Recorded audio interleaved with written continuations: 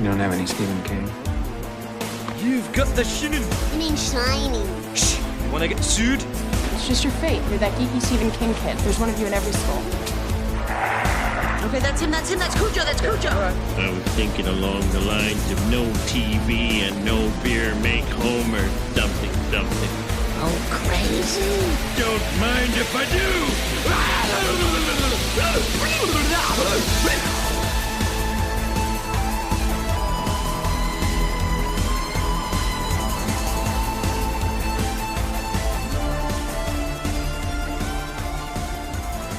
Hello and welcome to Tower Junkies, presented by ObsessiveViewer.com. Tower Junkies is a podcast celebrating the work of Stephen King, hosted by two lifelong constant readers. We do non-spoiler and spoiler reviews of King's published work and take a critical look at his film and television adaptations as well.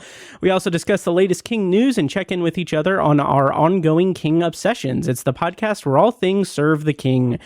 You can find more of our work at TowerJunkiesPod.com, and you can also like the Facebook page at Facebook.com/TowerJunkiesPod, and follow us on every level of social media in the show notes of this episode. And if you'd like to support what we do here, you can become a patron at patreon.com/ObsessiveViewer for a ridiculous amount of bonus content spread across all of ObsessiveViewer.com's various podcasts. And you can also donate to the show at buymeacoffee.com/ObsessiveViewer. Recently on the Patreon, just really quick, I'm finishing up my read-along reviews of the You Like It Darker, and I am doing Severance Season 2 episode reviews and tons of immediate reaction reviews, including movies like Drop and The Monkey. And you can also check out Obsessive Viewer Podcast episode 468 for my review of Oz Perkins' adaptation of The Monkey as well. I'm one of your hosts, Matt Hurt, and today on the show, after a long hiatus, we're back. Tiny is still on sabbatical. He had a baby last year, and he's busy. But on this edition of the show, we're going to be reviewing a couple of pieces of Stephen King short fiction. First, we'll talk The Jaunt from 1985's Skeleton Crew, and then we're going to be reviewing The Dreamers from last year's You Like It Darker. And joining me on this episode is someone who really needs no introduction. He is the host of the King Cast. He is someone who has been in the trenches of Stephen Kingdom and online film criticism, all of these things. It's Eric Vespi. Welcome to the show, Eric. Thank you so much for joining me for this first episode back after a long hiatus. No, welcome back, and thanks for having me. Yeah, of course. How are you doing? As if we didn't just spend some time talking beforehand. We had a little pre-show chit-chat, yes, but that's our time, baby. That's not for the listeners. That's just for us. Exactly. I'm doing good. Like we were just talking about kind of the, I don't know. Let's not get too whiny about getting to do something really cool for for a living, but just the difficulties of scheduling and running podcasts and multiple shows and all that stuff. So we got that. Plus, I'm planning a wedding right now. So. Wow. So getting married in October. So got all that on top of that. And, congratulations. So it's a lot of planning is what I'm saying. Yes. My life is a lot of planning right now, and then maybe taking one or two Lumi gummies and popping in Elder Scrolls remastered and zoning out it in the evening. So that's Nice. That sounds like a lovely evening, honestly. And my thing is like I'll do like I have my main show is Obsessive Viewer, which is just a weekly movie review podcast where I review 2 movies a week, and that's exhausting. But then I'm like, okay, well I can unwind and like I'll play a video game or something. And then I'm like, well, The Last of Us Season 2 is coming out, so I should finally play The Last of Us Part 2. And like, so anything I do in my extracurricular or outside is like, I have to do it as a project for something. Well, that's the beauty, though. Like when your hobby and your passion is, what you're doing, then you're always kind of on the clock. Yeah. I felt that way going back to my Ain't It Cool days because I was like, I was watching movies for fun, but every time I'd watch a new movie, then it was new, ammunition in my interview tool belt. Whenever I'd go out and talk to people, and and all that stuff does build up, and it's meaningful when you're interviewing folks. Because you have that background. There's multiple times where I connected with with a director or an actor or something on like a deep movie nerd level, and like you get so much better stuff out of them. They're happier, you're happier. So yeah, I don't know. It's all comes with the territory. But yeah, I do know that there's I've been there where you're like, I'm never really totally unplugged. Right.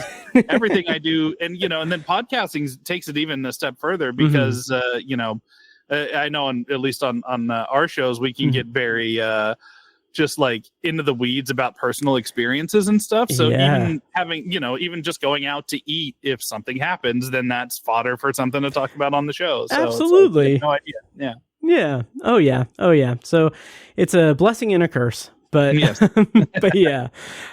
So what we do on Tower Junkies, from what I remember, because like I said, it's been like a year. I'm sorry, listeners, but I will say that I have been really grinding it out over at Obsessive Viewer. So if you've been wanting more of my stupid voice, you can go check that out as well. And Anthology has some episodes out there. It's my solo Twilight Zone sci-fi show, which I need to do Black Mirror for. Anyway, again, can't watch it for fun, just have to watch it for everything.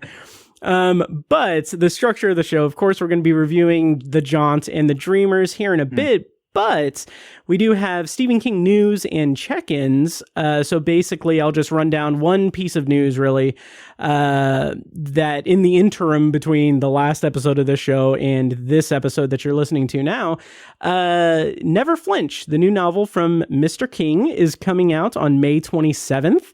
And Eric very gracefully showed me that he has a copy of it. I think you can say I was showing off. That's exactly. Yeah. I mean, no, I wouldn't say that. You're the guest, so I'm not going to say showing off. I'm just like seething with rage. That's totally what I was doing. Oh, okay, good. Hey, good, look, good. I got something you don't have. That's fair. Literally That's fair. Good timing because it arrived this morning. Nice. And I'm like, what the hell is a package? Simon & Schuster. Oh, nice. fancy. Yeah.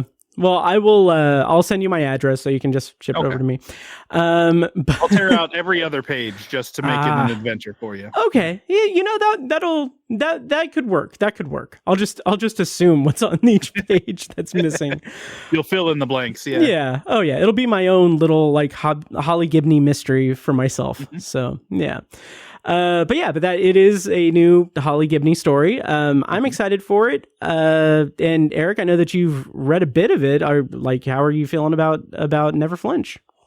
It's good so far. My new Kingcast co-host Anthony Bresnikan blew through his gallery copy but here's the thing is it's funny because I run a Stephen King show. I've obsessively read Stephen King my entire life. I read slower than a fifth grader. Oh my God, me too. I am the world's slowest reader. So I need a dedicated, it's either I cheat with an audiobook or I need a dedicated quiet zone with no cell reception. My cell phones have ruined me for reading even more than I was before. I think it really screwed up my can I curse? Yes, you can curse. It really fucked up my attention span. This whole dopamine hit of TikTok and Twitter. And, oh my God, me too. And all that shit. Twitter's kind of gone for me now. Now I'm on Blue Sky. It's not the same. No. It's not the same. It's I don't know. It's it scratches the itch a little bit, but yeah, it's not the same. But and listen, I'm glad social media can rot in hell. It's done way more harm than good. But 100%. But I miss it, I do, and I think the damage has already been kind of done. So, I only got about a third of the way through. I got the copy that I showed is the full done, the hardback that's coming out. And they sent a galley proof before Steve King came on the show, the Kingcast. And and that's when I read about a third of it. And again, because I'm such a slow reader, I couldn't, I read as fast as I could. I dedicated all the time that I could to it. I think that Later is the only King book that came out recently that I just devoured. It was one of those, it felt like summer, of 92 or 93 for me, where I would just do nothing but sit in my room all day during the summer, being a large child and not one who likes the sun too much and living in Texas, sit in the air conditioning and read a ton of books. And So later, I in 2 sittings, I think I Nice. smashed through later. But this is a very long answer that doesn't even answer your question. So far, I like it a lot. It reminds me, it's more in the vein of Holly than The Outsider so far, where it's more of like a real world danger than supernatural one. Nice. That doesn't mean the supernatural thing isn't poking its head around the corner somewhere. I have no idea, but yeah, I mean, we were talking a little bit before we started recording about Holly, and you know, this. I'm not as enamored with the character of Holly as Stephen King is, but it's like with each new story, I like her more and more, and now I'm very comfortable with her, and I'm always excited to see what she does next. And what's interesting is that Holly was like her story beginning to end, right? Yeah. And it seems like she was kind of the forefront, starting with If It Bleeds. Like she's the main character of If It Bleeds, main character of Holly, and now she's like kind of taking a step back again. There's way more things happening here. She's in the mix, but she's not the main focus. So nice. That's very interesting. That is a great like nugget for me to kind of anticipate. Like I'm the same way with reading, like physical reading. I'm super slow with it. Like I depend on audiobooks essentially. And yeah, but it's funny you mentioned Later, because that was one that I also like devoured in like basically one sitting. Like it came in the mail. It was like the day I made, or like the day after I made like my first like major upgrade on the podcast equipment. So I was like, okay, I'm going to start reading this and see how it is. And then I'm like, I have a Patreon. I can just talk about it on Patreon and play with the new stuff. So I just read it all basically in one sitting. But yeah, I depend on audiobooks for sure. And I use audiobooks to revisit the short stories we're talking about today. Nice. So I did that last night. So. Same here. Which, kind of speaking of Holly as well, Will Patton, man, like his like I grow attachments to these like audiobook narrators. Like Steven Weber, I think, is the best at King stuff. Like the audiobook for It is like the best audiobook ever. But yeah, I'm just like, I've just grown such a fondness for Will Patton's narration that yeah. He's got that good gravelly, like for later King, especially, it's like, cause later King he writes a lot more about older people as he's gotten older, and not that Will Patton's geriatric by any means, but he's got that kind of old, raspy, I've seen shit voice, and it fits that stuff. Absolutely. I catch a little flack on when audiobooks come up, because I'm not a huge fan of Frank Muller, who is interesting. Who was held up as like the ideal dark, because he reads almost all the Dark Tower books, and he's kind of the ideal of like the manly man audiobook narrator for Stephen King. And there's just something, I think it was I was re-listening to one of the early Dark Towers, and I noticed his cadence, and once I noticed the cadence, I couldn't shake it. And it's doesn't matter if it's a horror scene or whatever, it always goes something like this. It's like, and then Roland appeared at the door. And Eddie said, "What are you doing at the door?" and once you hear that, like, it became nails on the chalkboard. Oh, to me. So, man. And it sucks because everybody says I'm crazy, and I know it's just like a particular like weirdness for me. But and now enjoy this. Sorry, my cat got on the board. And now you enjoy the show. Yes. I'm probably going to leave that in, but oh well. I'll do it. Yeah. Good. It's funny. Yeah. Anyway, so you were saying... your doppelganger. Yeah. Oh, yeah. I'm going to try to move this here. Anyway. So you were saying about how Frank Muller... Yeah. It's interesting. I won't go so far as to say that you're crazy or anything, because like I said before, you're the guest. But I really like George Goodall.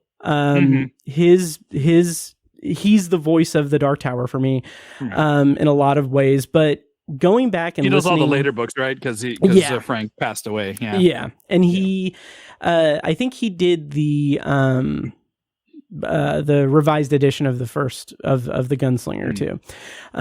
But there's the one thing that I just adore Frank Muller for is his voice for Eddie.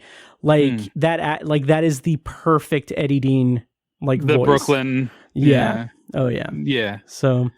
I'll give you that one. Have you ever heard Stephen King's readings of the first 3 books? Of the first 3 books? No, I heard Wind Through the Keyhole, of course. He narrated that, right? Yeah. I don't know if I've ever listened to that one, so I will take your word on that one. But he and this was before I think even Frank did it. This is back in the day they would sell these I almost called it VHS cassette tape. Books on cassette tape, and they would come in like these giant packets that because you would need like 80 fucking tapes for a large book. And so I got that as a kid, and King went up through Wastelands reading it. I was fascinated because I was like, how do you pronounce Roland's last name? Is it Deshane? Is it Deschain? Is it what is it? And it's Deshane. It's everything that you would think it would be. But it's so funny because King he goes for it, but there's some pretty colorful language, especially in the second book when Detta and Odetta is introduced. Yep. And to hear Stephen King say honk mafa, is worth digging that up. I don't know if it's like readily available on like an Audible or that kind of platform, but it's definitely out there. It's I'm gonna have to do some digging and see what I can bring up. One of my favorite like King audio things of King actually speaking is his live, I think it was a live reading of LT's Theory of Pets. Like that, I don't know exactly what it was offhand, but like he was speaking at, like he was reading it, reciting it to an audience, and like the way that he just controls that crowd and the way that he hits those comic bits and the like more heart-wrenching stuff, it's just like it was just incredible.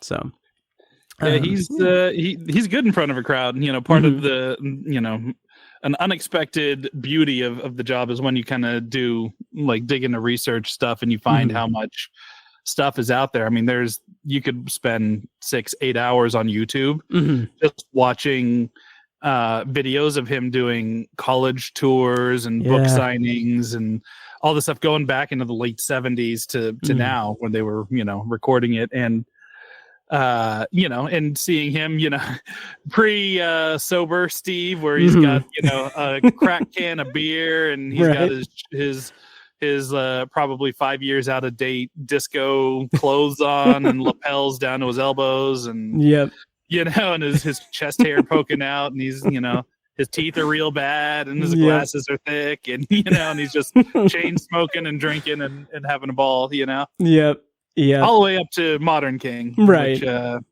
I mean, he hasn't done a lot of public appearances, right? I don't think he's done any post-COVID, if you don't count like going to the Life of Chuck premiere and all that stuff. Sure. Which, but he doesn't do book signings. He doesn't do all that stuff. Yeah. I really wanted to go to. I want to say it was maybe Finders Keepers. There was a book signing that like I'm in Indianapolis and there was one in Dayton. And like the venue like did something weird with the tickets. So like was it like a raffle or something? Something like that. And like instantly it like sold out and like me and my friends could not get the tickets. And I was like, oh, okay, well that's too bad. But I did want to mention really quick, and we'll get to the actual episode and everything. Sure. You're assuring the listeners, the listeners. Not me. Okay. Oh yeah. I'm like if anybody's ever listened to an episode of the Kingcast, we'll spend like 30 minutes talking about anything but Stephen King sometimes. So it comes with the territory. It's a conversation. Yeah, exactly. But we were talking about the Dark Tower, and of course this is technically a Dark Tower podcast, but it's more just Stephen King. But I did want to mention your co-host Anthony Bresnikan. That like I remember when the Dark Tower movie was coming out. He did like a full feature, like cover on, I think it was EW, all about it. And like, I really appreciated that. If you could pass that along to him, because as complicated as my feelings are for that movie, it was nice to see like there was someone excited about it. And the movie, notwithstanding, like the movie is actually why this podcast exists, because my co-host Tiny and I, we had like hours of just talking about the Dark Tower on our main podcast, and then we're like, well, we should just do a Stephen King podcast. Let's just do it. So just wanted to give a shout out to Resnick and Sure. Yeah. No, I mean, it's, as you well know, the Dark Tower, even when Steve King himself has come on the show a couple of times on the Kingcast, I've always, like, every time the Dark Tower comes up in our, the few interactions with the man himself we've had, it's like, we always kind of like, he always brings it up, and and it's something I've always felt. It's this, it's a niche thing. There are Stephen King fans, and then there are Dark Tower fans, right? Yes. It's like it was kind of like a secret club, and once Dark Tower is what me and Scott Wampler bonded over before he and I started the Kingcast back in 2020, and that's where our friendship grew out of, because you have that kind of I don't know, secret language, I guess. And like, oh, you're another one of these weirdos that likes this incredibly massive, emotional, sloppy, kick-ass, incredible, occasionally like super terrible, almost always in just unbelievable imagination on display, story. There's something about it that's that feels very small, and the club feels small, I guess. Even now, the last 3 books, when they came out, in big hardcover, fashion, but everything before then was just kind of like, limited printings, or I think Wizard and Glass maybe I know Wizard and Glass got a big like hardcover through the publisher, but it was just one of those, like, I guess we'll throw this out and hope everybody else finds the paperbacks of the first few, and I don't know, it's a special club to be a Dark Tower fan. So I'm totally with you. Seeing like Roland on the cover of EW, you're just like, that's. And hopefully, if Flanagan, gets his way and can get this off, his show off the ground. I have such a strong feeling with Flanagan at the helm. I might know a little bit or two about some of his plans, and maybe read a couple of cool things associated with his adaptation, and I can say that it's killer. Like, when I brought it up to King was just like, that he's read what Mike has done so far with it, and it's just knocked it out of the park. And nice. And I have a feeling that if Flanagan can actually do it, and can do it on a budget, you're gonna get, God willing, a Game of Thrones, or like Fallout more recently, level of hype around something where it's something that was like super niche and nerdy that suddenly the whole world is going to embrace if it's done right. Yes. So I feel like Dark Tower can do the same thing. Oh yeah. Like the listeners can't tell, and I'm sure that I'm keeping a brave face for the video that we're on right now, but like, I'm close to tears hearing that. Like, oh, good. It's just like, I've long said that, like, we at Tower Junkies are Flanagan fans. We're Flana fans. Like, as much as I respect and think that the Amazon pilot would have been a good thing. If there is like one person that I believe, that one person in all of the entertainment industry that could do the Dark Tower, it's Mike Flanagan. Like, and it's just something that I know that it'll take time. I know that, there's so many different variables and different things that could go wrong or not make it not happen. But like, someone with the knowledge and passion that Flanagan clearly has for not only King, but the Dark Tower itself, like, I just have full faith that he will do everything in his power to get it done. And in the meantime, we'll have really kick-ass stuff from him too. Like, like, I know that you have seen The Life of Chuck. I'm like, that's my most anticipated movie of the last 2 years. The novella just destroyed me. Like, it's such, and I'm so excited for it. So anyway, It's super good. My relationship to that movie is very complicated, in a good way, but it's it was Scott and I both have cameos in the movie. Oh, nice. And it was something that I know Scott was very proud of, and then I got to see it a while ago. I saw it last year before Scott passed, and Scott was supposed to kind of go out with me on this trip, and then that dude, nobody hated travel more than Scott Wampler. Sure. And he hated going to the airport. Everything stressed him out. He got very grumpy when he traveled, but so he was just like, nah, I'm not into it. But he ended up never getting to see it. So it's like I know that he was very proud of it. And then once you know what the movie's about, then all that's wrapped up in it. I don't think it's super out of pocket to say, but we're doing I'm doing a Wampler memorial screening of it here in Austin. Oh, I love that.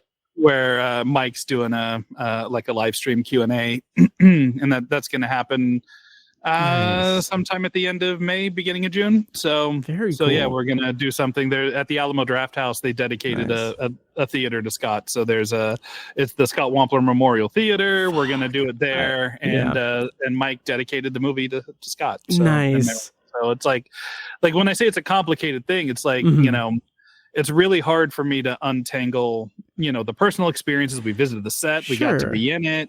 We got to be in it more than once, I can say. Nice. So you'll hear us, and then you'll see us at a certain point. So, I don't know. It was just something that, throughout all the years of doing this, Scott, I think, was proud of everything that we had done. But that was one of the instances where it's like, yes, you're invited to the set. Now you get to we're going to throw you in the background behind Tom Hiddleston. It's like you're gonna, so awesome. You're gonna have this moment where he actually kind of got to see that pay off a little bit. So as much as he hated travel, and especially travel to the middle of fucking Alabama where he shot that. We had some incredible racist Uber driver experiences there. But yeah, as much as he hated that, he was so in his element there, and nice. You could tell I don't know, he was just kind of glowing. So yeah, it's hard to entangle the emotional side of things, especially when you know what the movie's about and what that story's about, and it gains even deeper meaning. So yeah. So it also kind of feels a little bit like a book closing to me, this coming out, because this is kind of the last thing that Scott, had his fingers in or whatever. Yeah. That, when that to anticipate, and when that's done, it's done. He recently, he was writing up a set visit piece for Fangoria about Life of Chuck, and it was incomplete. So they, had me come in and they were able to find this piece on his computer, and I came in and I kind of finished out the piece for Fango. And I kind of had that finality thing, because I always walk this weird line when it comes to Scott and mentioning him or bringing him up on the show. It's like, how much of it is, does it feel like I'm just, trying to bum everybody out again, reminding it? Is it celebrating him? Is it, is it authentic? Is it me? Do I get to a point where I feel like I'm bringing him out as a crutch or whatever? All this stuff is always going through my head, but I mean, that just, I feel like, when talking about Life of Chuck, though, it's just really hard not to separate. To separate that stuff. So I totally understand that. And the thing that kind of gets me, having never met him, of course, but having that parasocial relationship sort of thing, the thing that I think is so beautiful about just the way things work out, I guess, is just the legacy of him, his legacy. There are hundreds of hours of podcast content with him. There's all of the writing that he did, just that, his personality is in stone online in several ways. And also having the Alamo have a memorial theater for him. That's and then now being able to have his mark on the Life of Chuck is just really it's really beautiful and wonderful, especially, as you said, especially given what the Life of Chuck is all about. That's really beautiful. Yeah. Yep. Yeah, I think so too. It's oddly appropriate. I don't really. I'm not a religious man, so I don't. Same. I don't really believe in predetermined fate kind of stuff. But it kind of, things are clicking in odd ways.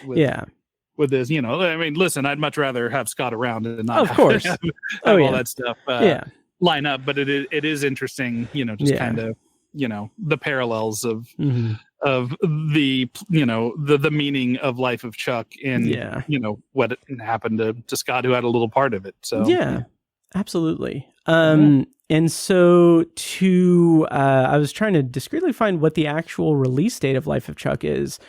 June 6th, I believe. June 6th. Okay. I've been just so eagerly anticipating that. Like that's the other thing. When Flanagan does King, there's he hits every single time. And it's so amazing that he does these, I don't know, obviously you know him, I don't know him, but it's like he has this urge to do the most difficult thing imaginable.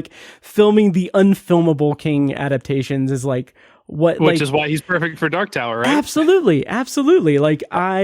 I still contend to this day that Dr. Sleep is a magic trick. And that is something that I can't just the way that worked out is just, it's amazing. I think about that fairly regularly.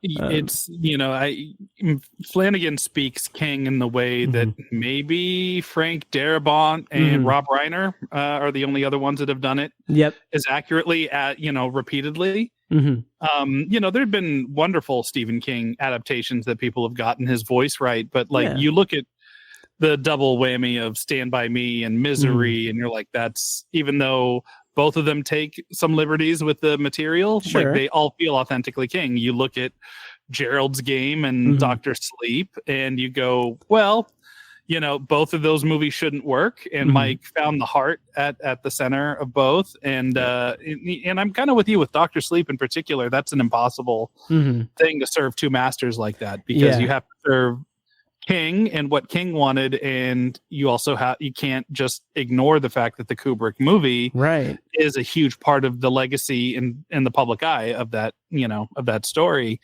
and to be able to serve both masters and do justice to both masters at the same time it's a balancing act that I have no idea how he did it. With Life of Chuck, he said that he got when I guess he inquired about the rights during the week. The rights had just opened up, and he heard that he could feasibly get the rights, and I think before his deal was done in a weekend, he wrote the script. My God, that's awesome. And then when I think it was the day after, I don't remember how he told it. He said it on one of the shows that he appeared on the Kingcast, but he, it was within shortly after getting the actual contract, he turned over the script, and they're like, "What's this?" It's it's the screenplay, and they're like, "Do you just did it?" And he wrote it over a weekend, and he said it just spilled out of him, and he said it was like 90% of Unchained, up to the to the release. He just knew there was just something in him that knew how to adapt this. And again, if you've read Life of Chuck, you know that you don't read that story and go, "Man, that's a movie." It's how the fuck do you do this? Exactly. Told in reverse that takes place in multiple different planes of existence, kind of, and it's how do you tell this complicated thing? I mean, now the question is, how do you sell this complicated thing? But they're doing a great job. I love them doing the skywriting and the putting up billboards in all the big cities that just say thanks for 39 great years, or thanks Chuck. So it's I can't wait when it comes out. I'm going to be gushing all over all of my podcasts talking about it. What if you hate it? What if you watch it and you're just like, what a failure this movie is? Then Tower Junkies will go on another extended hiatus, a mourning period, right? And I would hold no ill will toward Mr. Flanagan. I mean, he's got lots of Carrie stuff still. He's got Carrie stuff. He's got King stuff. He's got, including Carrie. So he, my understanding is he's working hard on that. And God willing, he'll get to do his Dark Tower. So fingers crossed. And speaking of the Dark Tower, that was a very extended news segment. Yes. Yeah. Sorry, this is what happens when you get two Stephen King podcasters talking about Stephen King shit. Absolutely. There was a thing on Twitter like years ago that was like, make up a word for a group of people in your industry or whatever. And I just put like a murder of crows or whatever, but I put a tangent of podcasters.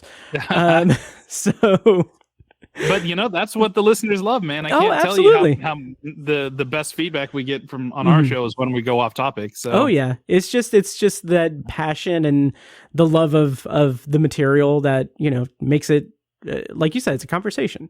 But speaking of the Dark Tower, to go into Stephen King check-ins really quickly, I do want to say that over the last year, since I've had an episode of Tower Junkies, I have finally gotten a new to me car, which if you're familiar with the lore of Matt Hurt, I've been just having beater cars for the last couple of years because I didn't want to deal with a car payment or anything.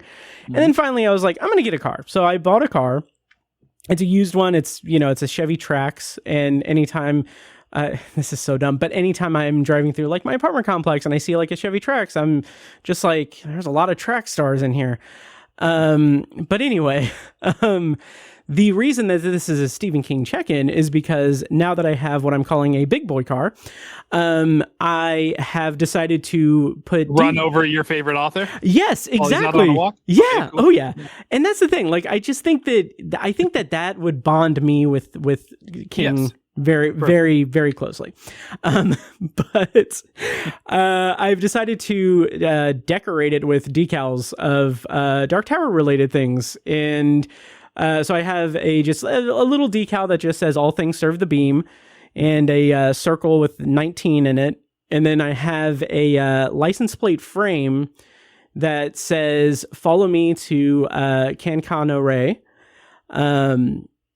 And then nobody's getting it. Nobody. Not a one. Not a one. And like on the side and the back windows, I have one is the sigil of Eld, and one is the Eye of the Crimson King. And then I have a personalized license plate that is on the way that I didn't think through that much. It's the personalized plate says Kotet 19, obviously. But it was pointed out to me after I had ordered it and everything that people could read it as Kate T 19,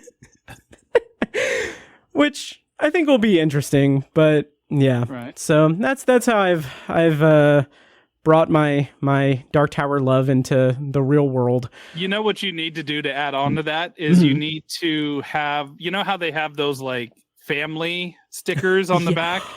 Yes. So you can get the family stickers, but have it be kind of at the top of the windshield instead of the back windshield instead of the bottom. And Roland is like pushing Jake off, and so Jake's like halfway down the windshield. And everybody. That's what I would do. That is such a different area that I thought you were going to. I love that. That is awesome. You thought like, oh well, you got the content. Yeah, exactly. The family is there's a wheelchair. There's a wheelchair. There's a one shooting up heroin. Yeah, there's a Billy Bumbler. Billy Bumbler, right? I love that. My God, I'm probably gonna try to do that. But it's funny because it's the Dark Tower nerd version of like Calvin pissing on a logo you don't like, so. Exactly. But speaking of Roland pissing on the Crimson King's eye. I mean, there's a million things. Absolutely. There's a million things you can do. Oh yeah. I'm gonna run out of space on it. But you have one of those cars that just looks like conspiracy billboards or whatever that drive around. It's all random Dark Tower. Exactly. But I was at like Target one day and like I was trying to figure out what I was gonna get for lunch or whatever afterwards. So I was like sitting in my car and like these like teenagers were like passing by and they were like, all things serve the beam? And like they were like, follow me to Cancano Ray. What does that mean? And like I'm just sitting there like, oh no, youths. No, go away. How you doing, fellow kids? Yeah. So it just reminded me of like the Superbad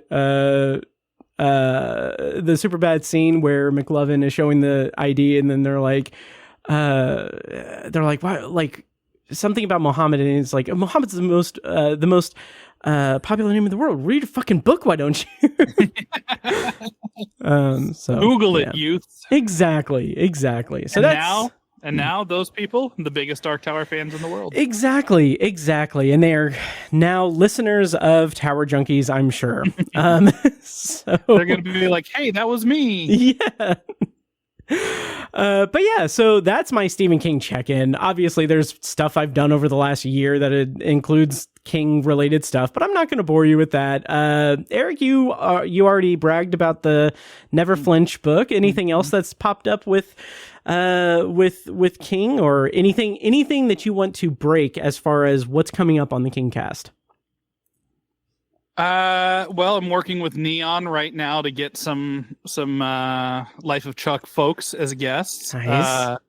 They helped out a lot when The Monkey came out. We got Osgood Perkins and we got James Wan on the show to talk about making The Monkey and their love of Stephen King.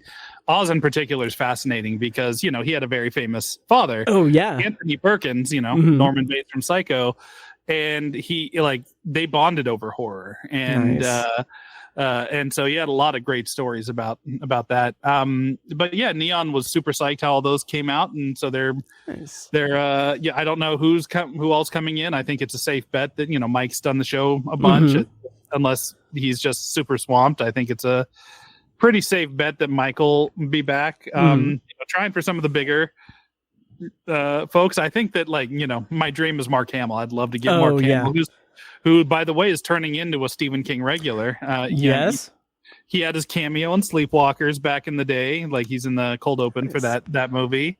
And now he's in Life of Chuck. And he's the major in the upcoming Long Walk. Nice. That's right. So, that dude's turning into, he also has, a love affair with King going on right now on social media. So, yep. Listen, that's I'd love awesome to talk to that dude, Oh, and, yeah. So that's I'm fingers crossed for Mark Hamill.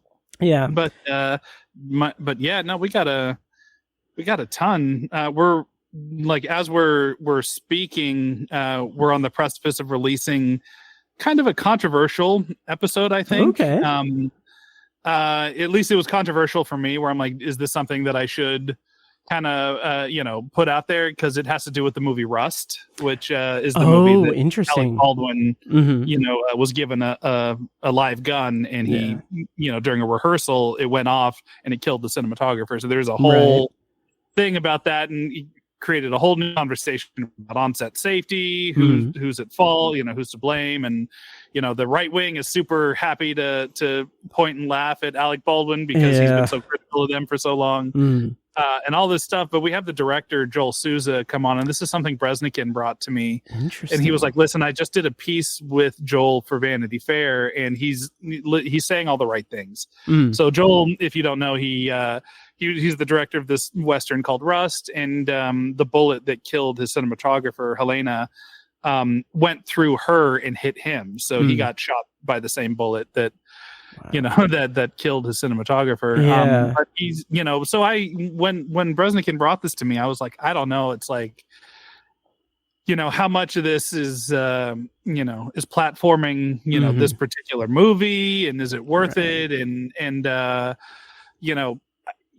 what's this guy's attitude like? Is he just trying to salvage his career? Like, what is this whole thing? But it becomes very clear very early on in the conversation that, that he's not at fault. It wasn't his job. It's not like the situation with Sarah Jones, who was the crew member that was killed on the railroad tracks. Where the director forced them out onto the tracks, even though everybody warned them it was safe. So it wasn't one of those situations.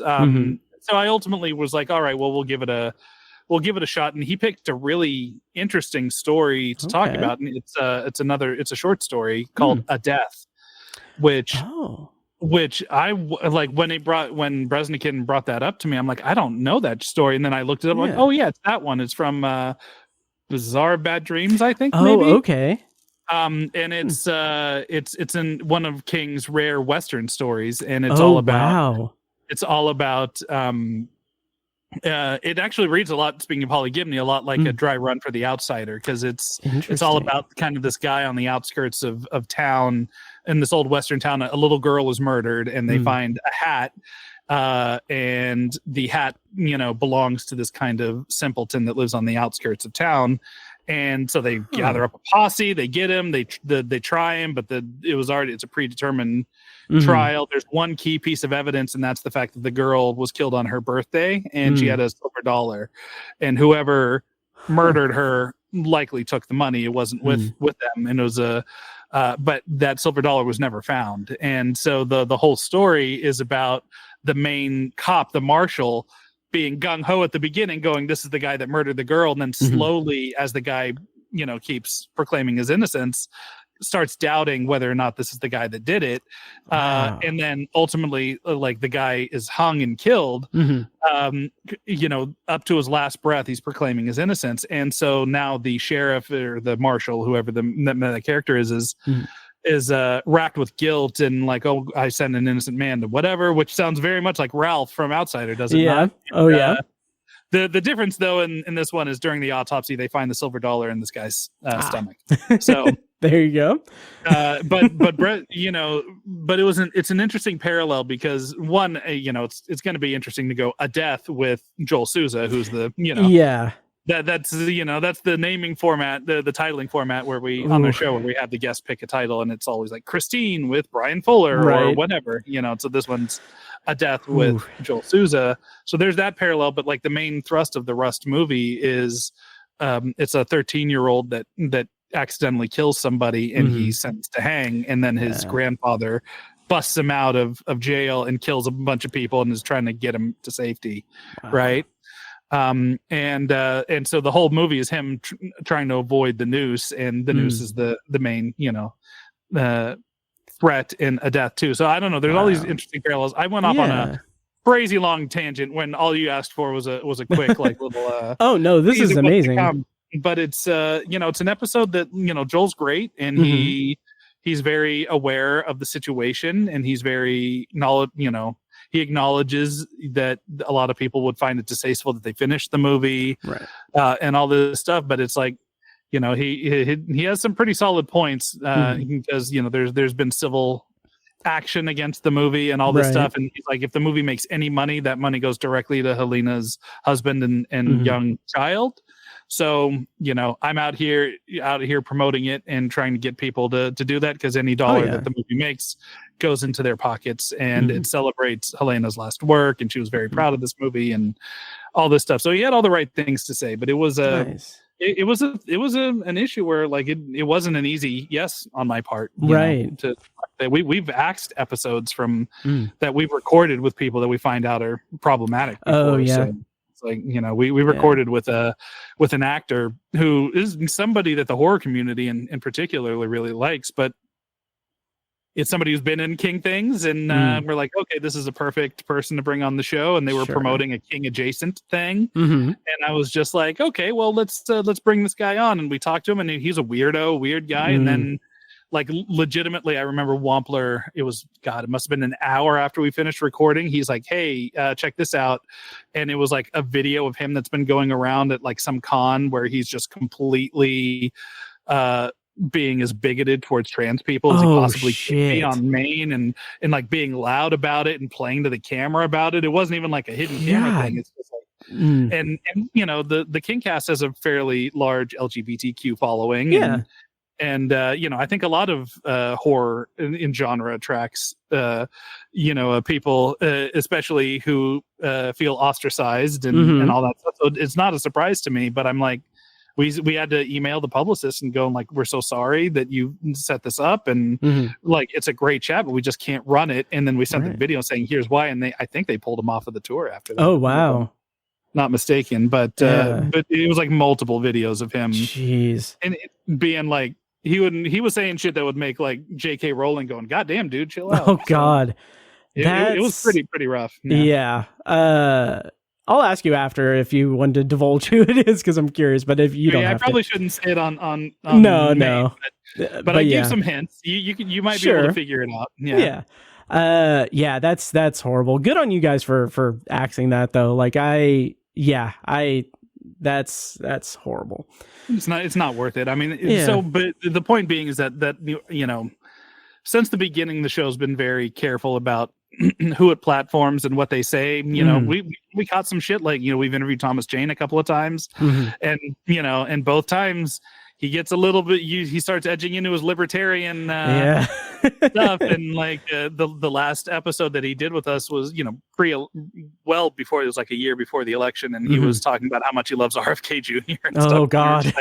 Like I don't know, man. You know, we would challenge him on it, but you know, but even that pretty much goes up to the line. It's not that we don't want to talk to people who have other thoughts. It's just, you know, it's different saying I think the tax system should be, you know, handled differently versus, I think that, you know, this whole certain group of people don't deserve rights. Exactly. You know, there's a little bit of a sliding scale there. And, you know, since this is our show, we can decide where that scale is. So. Oh, absolutely. Yeah, that's one of the things that I'm like very aware of. Like just very like I can't be.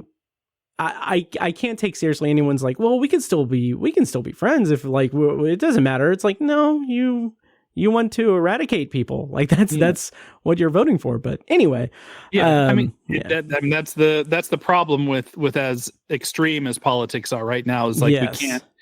And listen, you know, I'm not going to rose-colored glasses. I mean, look at Stephen King's political life. You know. Protesting Vietnam and, you know, like all this. It's not that it's always just been, it's only always been about tax policy. There was always the neocon movement that was trying to keep gay people from, you know, having the same rights as straight couples. And, you know, there's always been the civil rights fights and all that stuff. But it's like, you know, it does feel like now in particular, like you're either embarrassed and quiet about voting right, or you are loud and obnoxious and ignorant. You know what I mean? It's like there's just, you know, there's deport all the brown people and keep all the you know, the trans athletes out of schools and stuff or whatever. You know, it's just like, I don't know. It's that's a whole other conversation. And every time I bring up politics, that always kind of guarantees a new 1-star review on iTunes. So. Well, if that's what it takes to get a 1-star review on this show, I like. If you're still listening to it, I don't care. Fuck off. That's one of the things. But thanks for listening. Yeah. But one of the, to bring it back to King, one of the things that I find just so not disheartening, but just very confusing, and it's something I've chosen to try not to be confused about anymore, is just that cognitive dissonance. That's like, oh, okay, someone reading.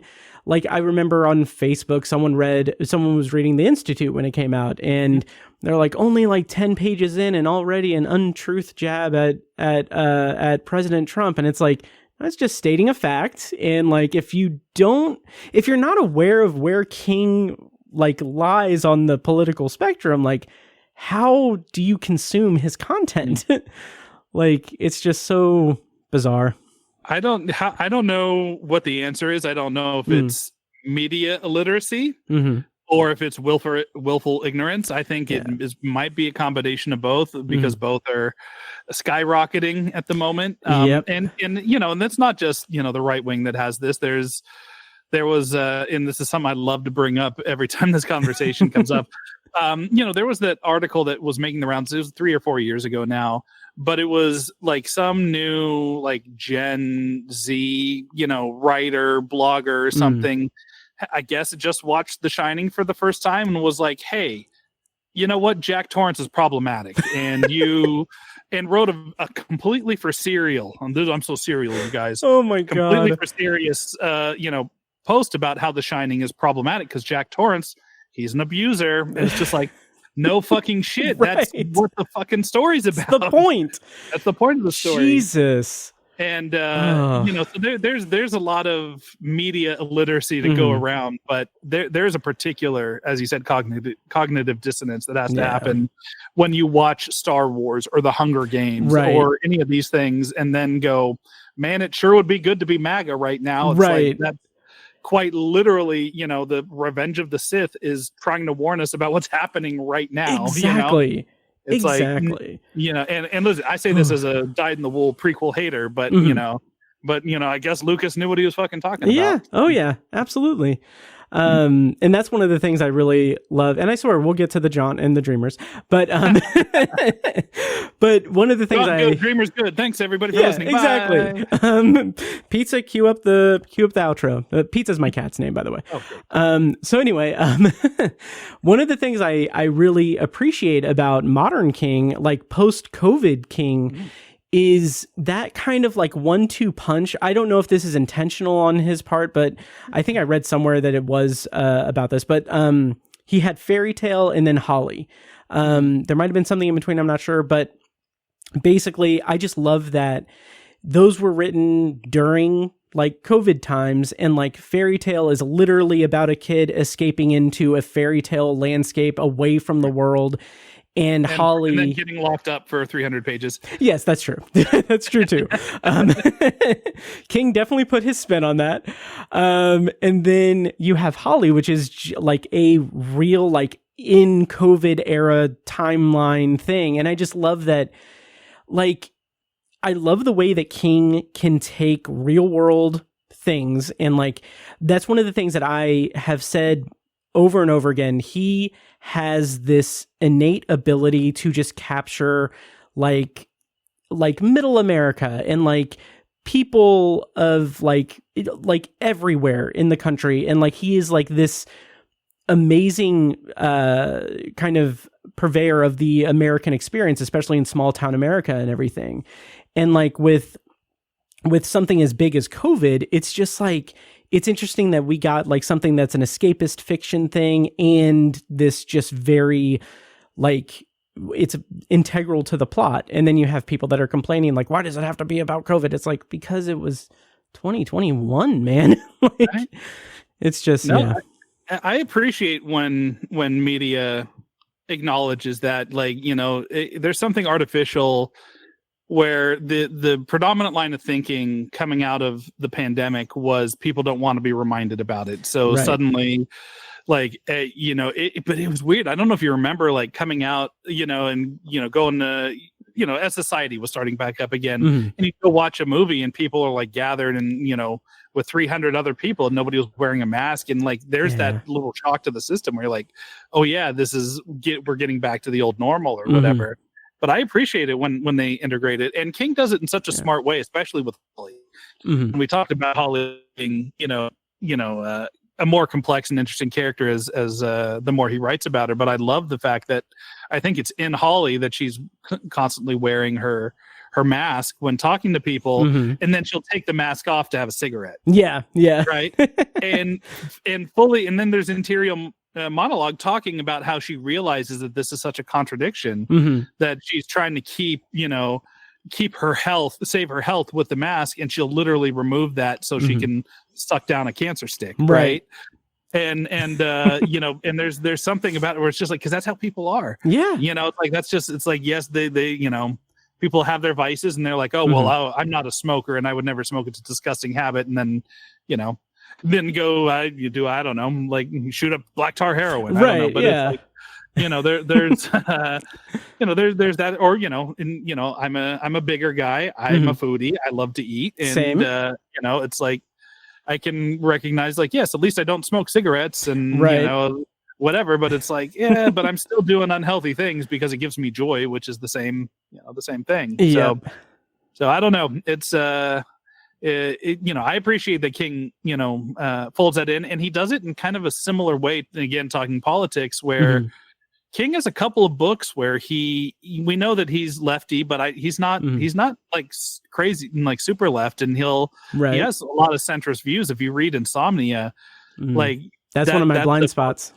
That's a book that's predominantly about abortion and abortion rights, even though none of the main characters need it. You know, that's at the center of all this stuff. Center of everything going on is abortion rights. And I get a lot of Insomnia feeling, by the way, reading Never Flinch. So if anybody likes that, but anyway, there's whole conversations in Insomnia where he has pro-life people like laying out their points, but not in the screechy CNN, you know, debate, you know, I'm just trying to win the debate and you know, call everybody I don't like a baby killer or whatever kind of way, but more of the way that you would get if you had a conversation with the waitress at your, you know, restaurant who's Christian and it's whatever, it's deep in her faith and will acknowledge that, you know, she doesn't know where the line is on what's a life, you know, is it at conception, is it, you know, after, like, is it when it's a clump of cells, is it when it's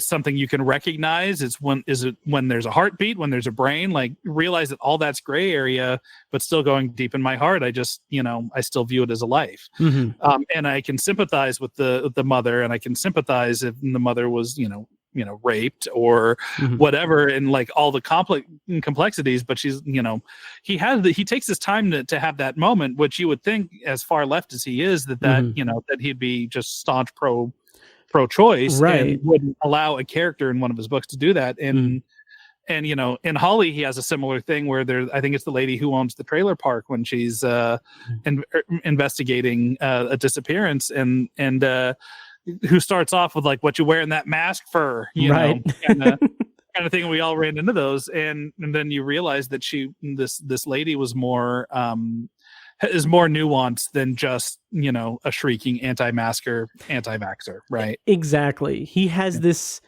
He has like this key into just like human experience in such an interesting way. That's not like agenda fueled or anything. It's like he's able to take like the nuance into each character, which is one of the reasons why, like, one of my favorites of his is Under the Dome. And like really any of those massive tomes that he does of Under the Dome, The Stand, that's like this sprawling thing with like tons of characters and all of these things. Like, I just, like, I love those types of stories. Because I want as much King as I can.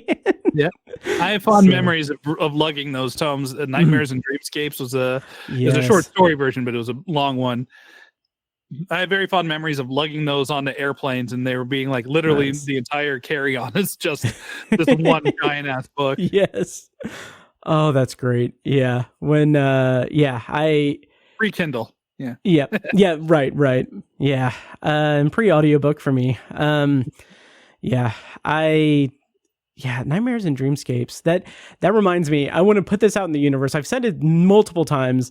I would love for there to be another like Stephen King anthology series like TNT's Nightmares and Dreamscapes. That's just like taking short stories and making episodes like Twilight Zone or Black Mirror or whatever, and just having standalone things. Like, I want to put that out into the universe again. Well, do it, because one of the short stories we're going to talk about is one that I think is perfectly suited for an anthology, an hour. I don't know if it could carry a movie. Yes. But I think for like a Twilight Zone length show, I think it would be perfect. So. Absolutely. And that is a perfect segue to talk about and probably a pretty brief thing, because I don't want to take up too much more of your time. But let's talk about the Jaunt.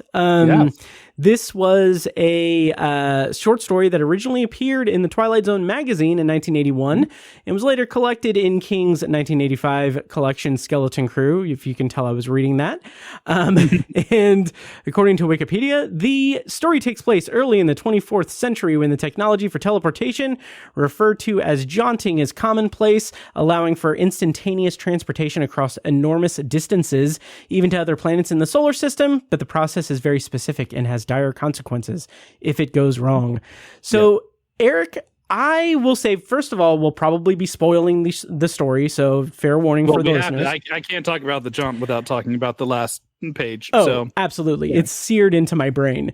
So I will actually say that I credit the Kingcast for making me read the Jaunt for the first time, because you guys talked so highly of it, and it just, I remember like reading it in the paperback of Skeleton Crew, and like being just like in bed reading it up super late. This was like, I don't know, however many years ago, but like it was just one of those experiences where it's like, that ending is I was gobsmacked by it. Just absolutely incredible. So yeah, let's talk the Jaunt.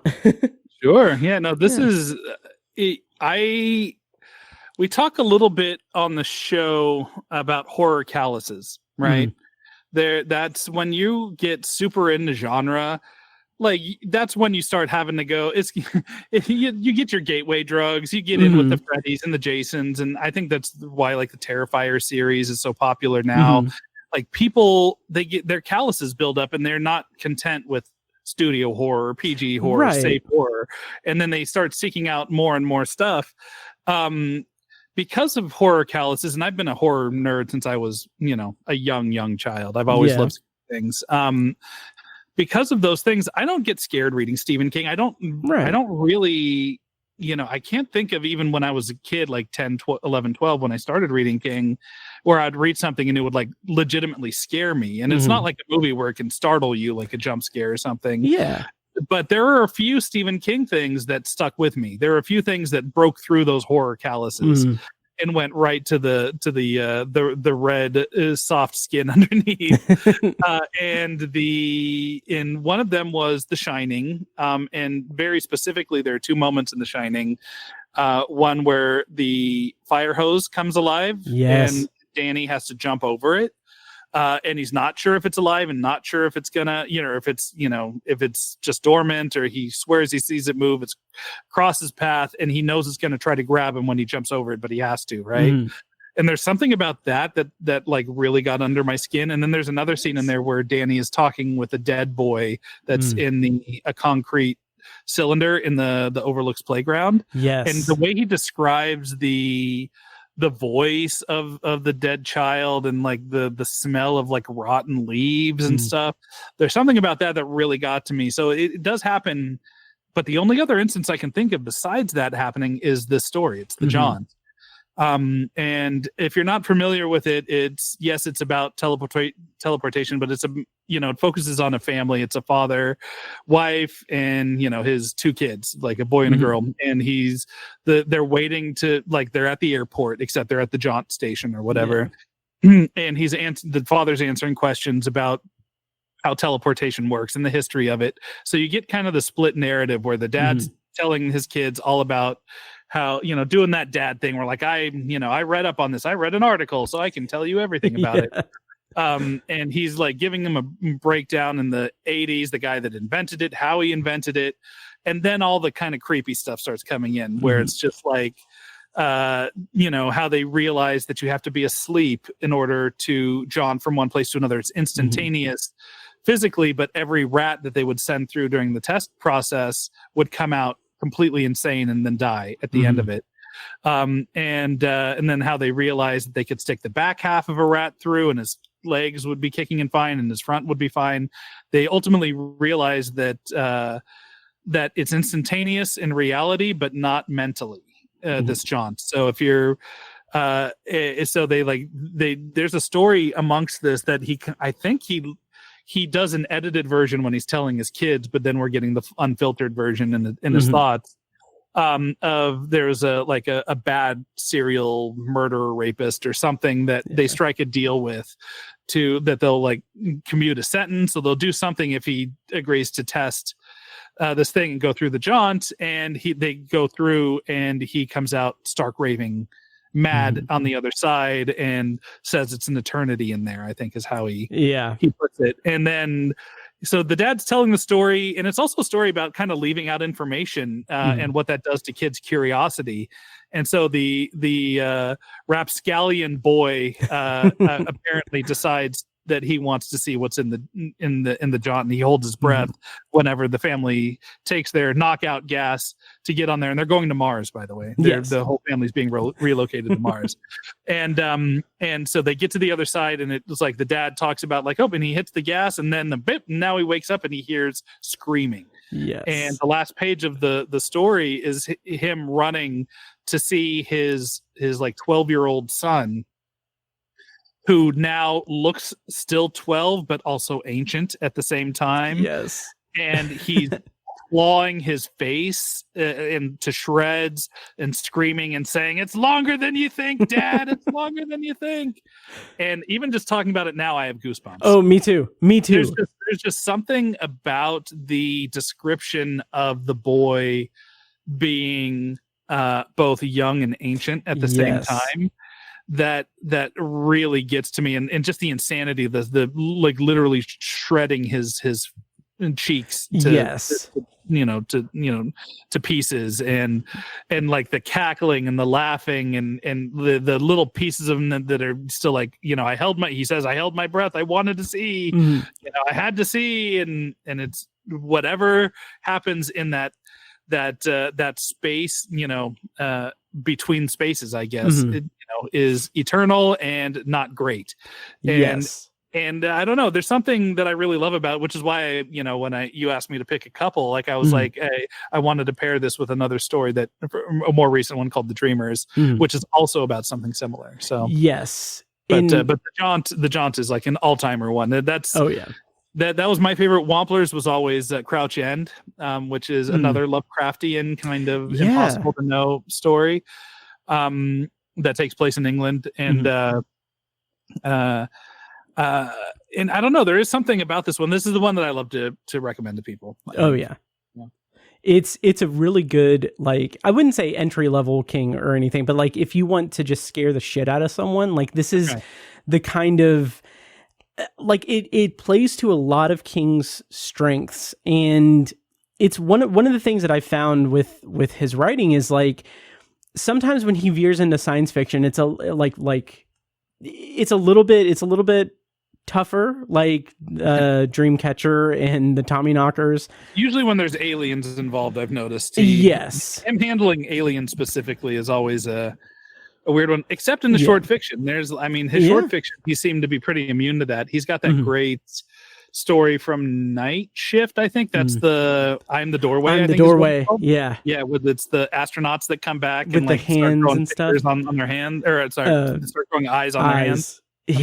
Oh my god. Night Shift is fucking amazing. Like that's I've talked about it before many times, but like that's the kind of short story collection where like you can tell that he's writing to put food on the table, and B, that he is just like, he's going just so deep into just like crazy shit. It's so good.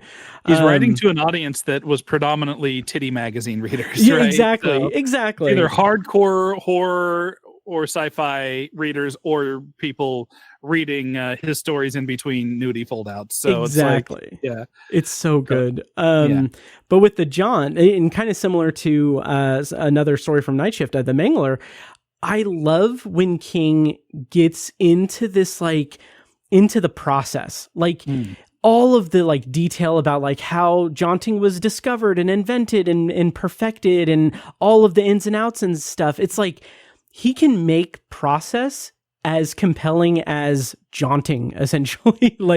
It's so fun to just like have him guide you through it. Similar to The Mangler, where it's like there are pages and pages of figuring out like why this like laundry folding machine is possessed by a demon. And like it has to do with a pill getting crunched up and completing it's fucking ridiculous, by the way. It's so over the top and weird. It's so silly, but it's fun. It's fun, And he brings it to that kind of realistic, or at least he leads us to be able to suspend our disbelief enough to believe it. And it's just like, that's an art form. Like one of my other favorites from Nightmares and Dreamscapes, I think, is Dolan's Cadillac. Just like the process of the Wile E. Coyote of it all is just perfect. But it's a cool short story that made possibly the worst Stephen King movie that I've ever seen. Dolan's Cadillac. That's saying a lot. Dolan's Cadillac is so bad. I have not seen it, but it's on the list, obviously. But you have to. It's horrible. It's like unredeemable, kind of bad. It's just, maybe I'm building it up too much. You're gonna be like, oh no, well, I mean the scenes cut together, so they're not the worst thing. It's my favorite adaptation. It beats Dr. Sleep. A bad rap. But the Jaunt is absolutely phenomenal, and it's nightmare fuel in a Stephen King way that only he can really deliver. They've tried to. There have been multiple people that have been trying to adapt it for a while. And there's a couple of them that were trying for a movie, which I guess you could feasibly do. Yeah. There was one recently where the rights got bought up by somebody who was trying to make a TV series out of it. I remember reading about that. The fuck, like I remember trying to figure that out. We had a whole episode of the show where we were talking about that and going like how do you do this? It's like how, and I think the only thing we could hit on is that there's this whole section in the story where they talk about after the technology was invented and before it was strictly regulated, that there was a lot of things. There was a guy that went on trial for killing his wife. He pushed her into a portal and like hit the null button or something. So she never appeared out of any other one. She just exists in that thing, and how this person did it and then was tried, and like how the lawyer tried to argue. It's just like you can't try us for murder because nobody knows if she's dead or not. Right. Like you can't try my client for this. There's no body. There's no proof that she's dead. So, so how do you? And of course, the guy, I think King like writes, oh yeah, and then that guy got executed. He tried and executed. That defense did not work. But there was like mobsters that would get rid of bodies, and like despots that would get rid of their political rivals and dissidents.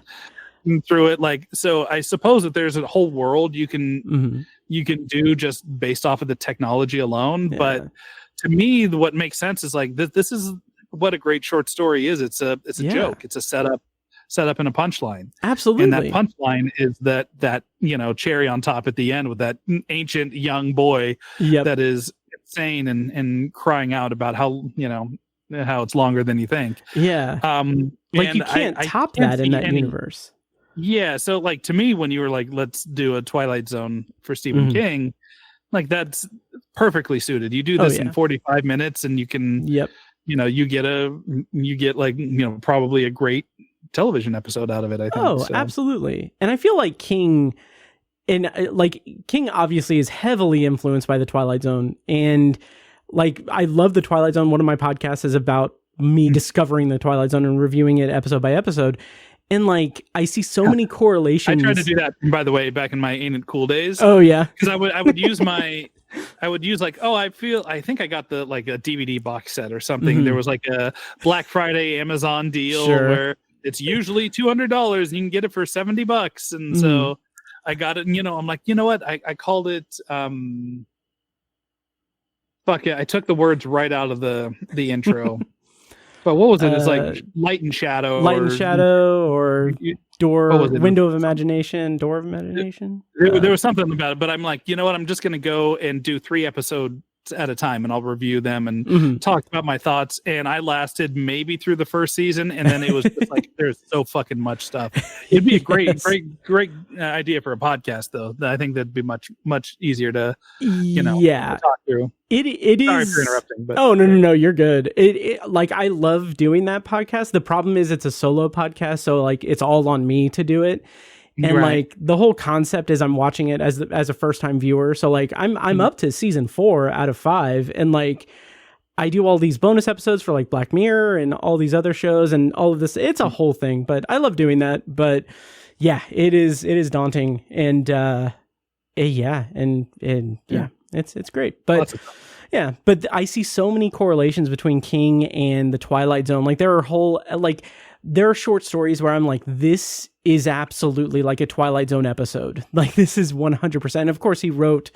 Did he write an episode of the 80s Twilight Zone, or am I thinking of something else? Well, he wrote an episode of X-Files. Yes. Called Chinga, which we did an episode on, and by the way, with Kumail Nanjiani, because he's like the biggest X-Files nerd. So that one's all about like an evil doll that's fished out of it's caught in a Maine lobsterman's trap, and the evil doll affects every person that holds it. But it's called Chinga, which is a curse word in Spanish, by the way. Okay. And when we posted the episode, like I said, the naming convention is title and guest. And so that one was Chinga with Kumail Nanjiani, and iTunes or Apple Podcasts censored the word. Oh, really? In it. And so it was like CH and then like asterisk or what, that kind of thing. Oh, wow, yeah.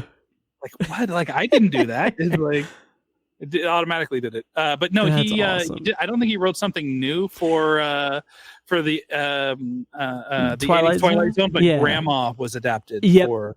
I just looked that up. That's what it was. Which that story's amazing too. Yeah, Harlan Ellison did it, and the kid Yeah. from Neverending Story, Bastion, that's reading the book, Ah, Oliver Barrett, I think his name is. nice. He's like the main kid of the story, and I think Piper Laurie's the grandma. Mm-hmm. Yeah. Nice.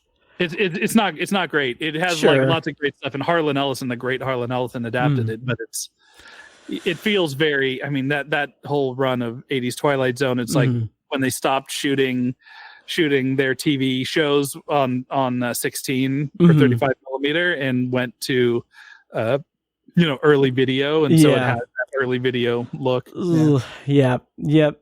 Doesn't hold up. Yeah.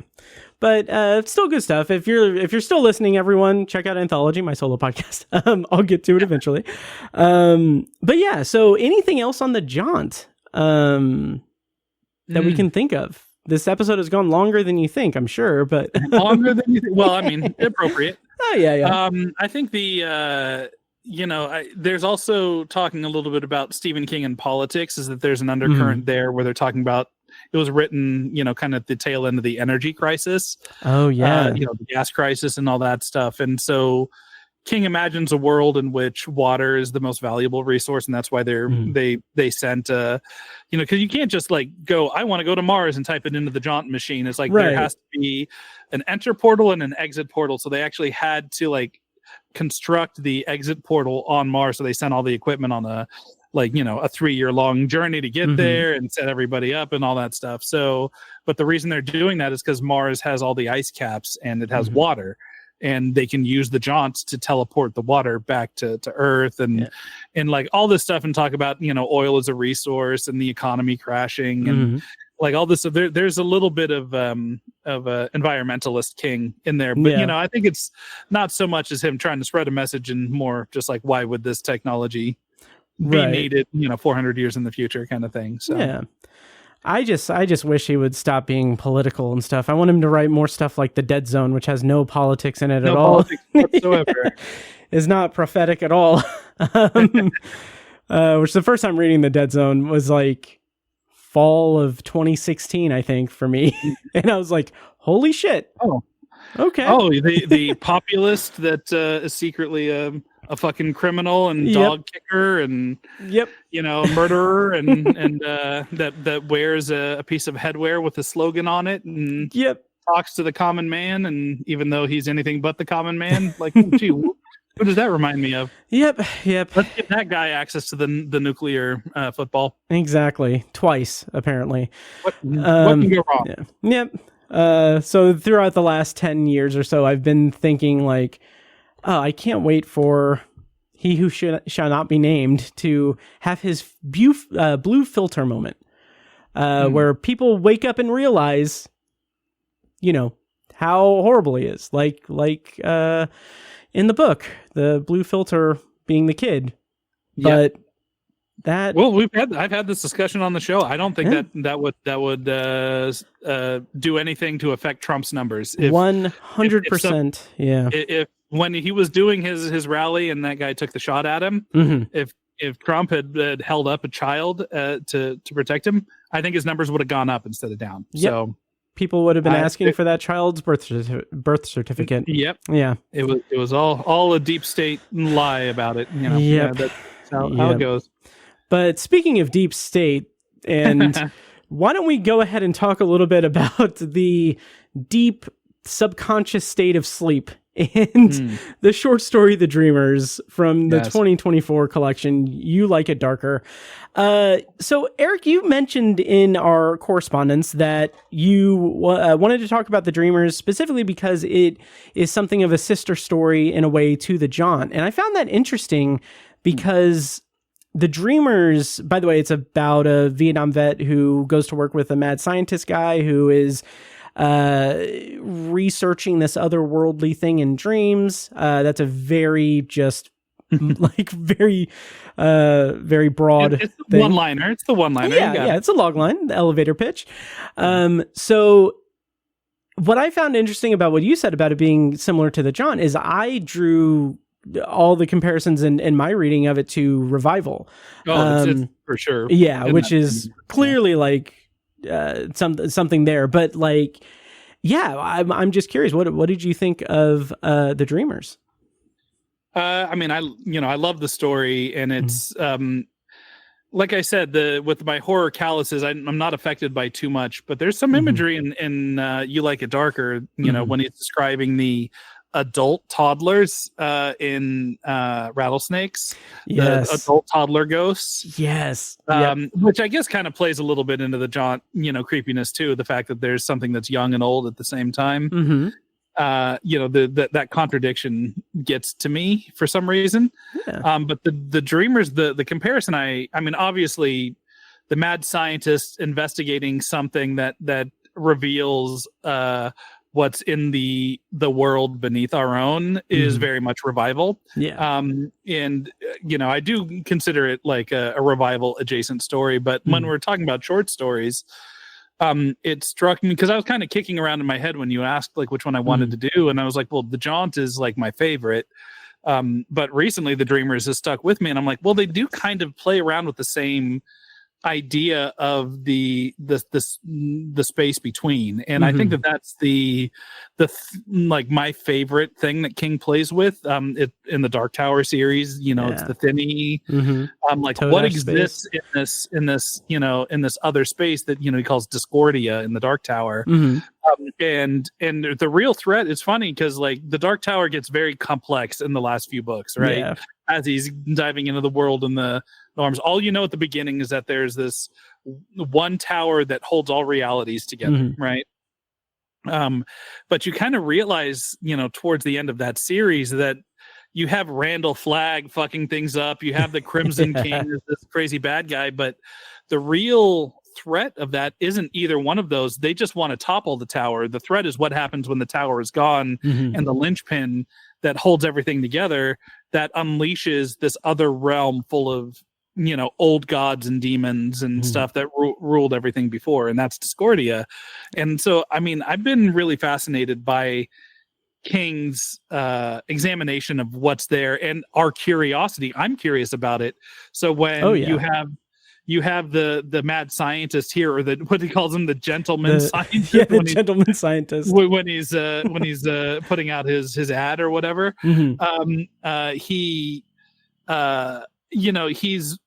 he's trying to. He believes that because he read H.P. Lovecraft, by the way, he believes and lots of young in H.P. Lovecraft. He believes that dreams are the access way into taking a peek behind the curtain, right? Yeah. In Revival, it's the secret electricity. Now I think Revival is a stronger story because you have the preacher, and Revival is there's a really good reason for him wanting to peek behind the veil. And that's because he's somebody who lost his faith after the death of his wife and young child, and but a part of him, I think, is still holding on to that. And he needs to see if there's an afterlife, right?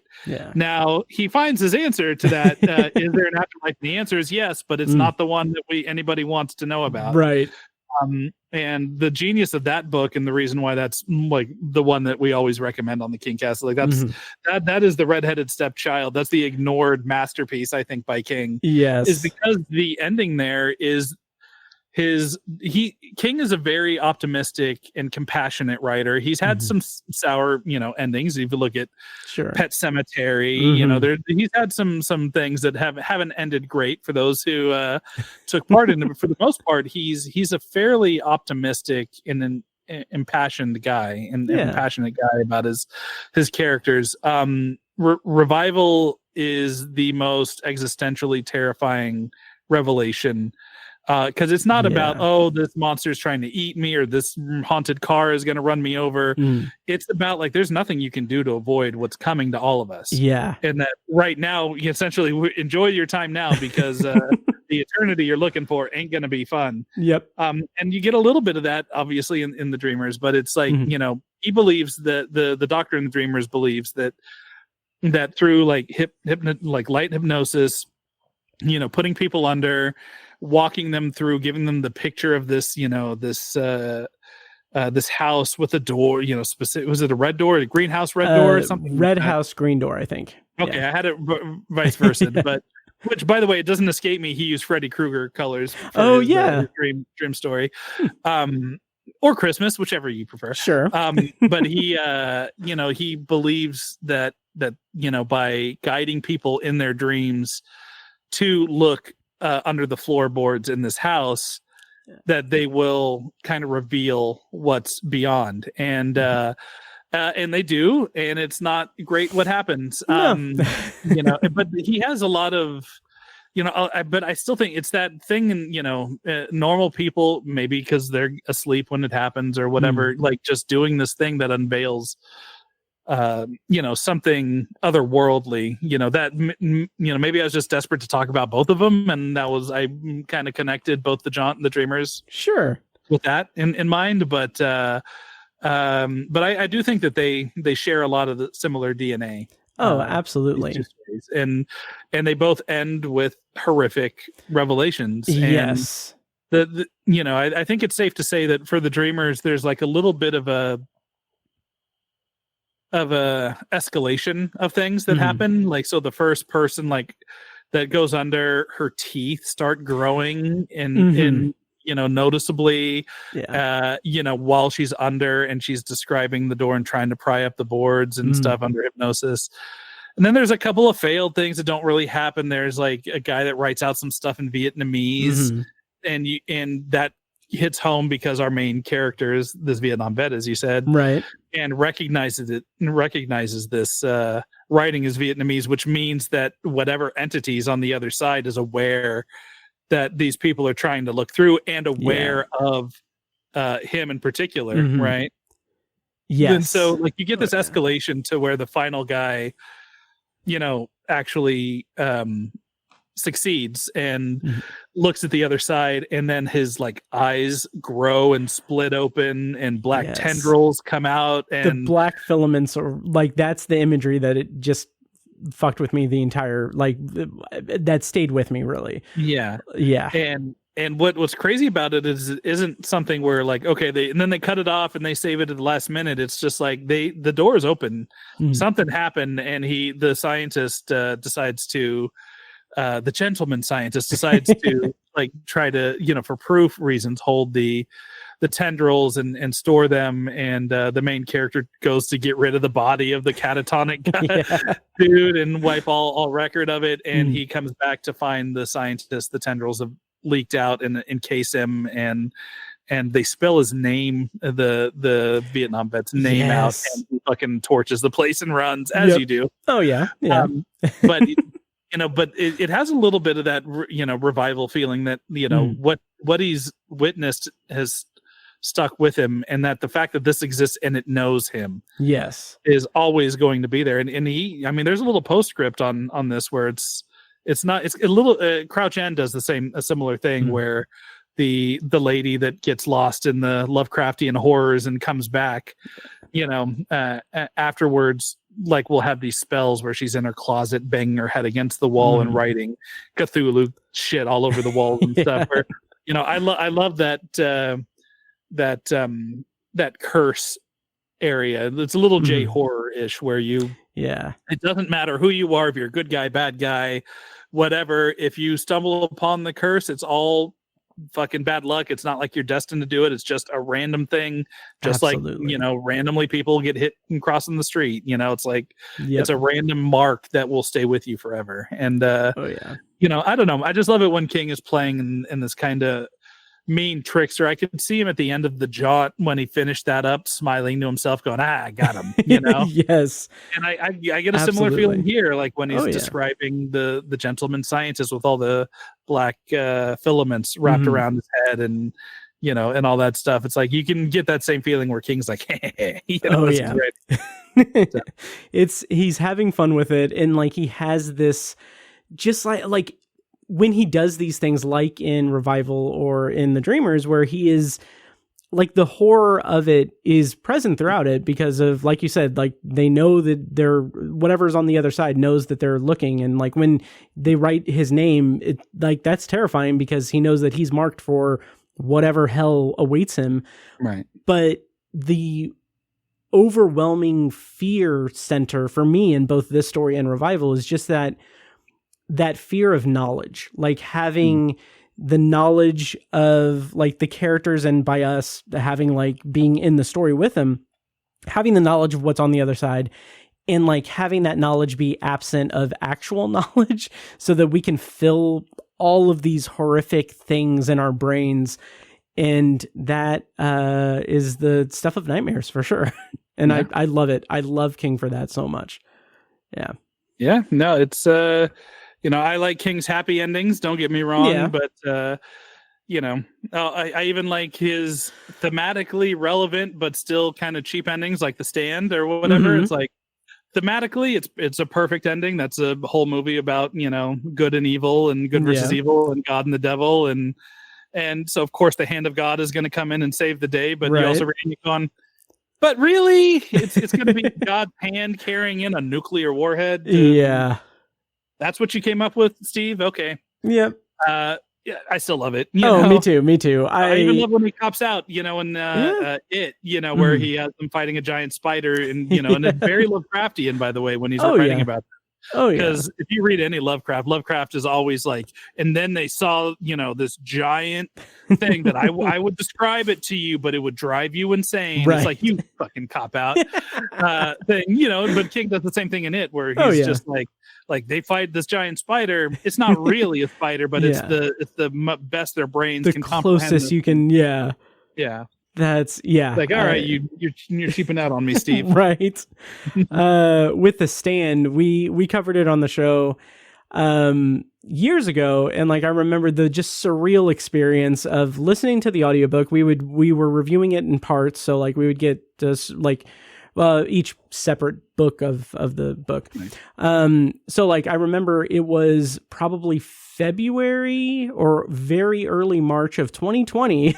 I'm in the grocery store listening to The Stand, and like great, like it's a madhouse because COVID's about to, like, all the lockdown is about to start. And I was just like, this was either very good timing or the worst timing imaginable.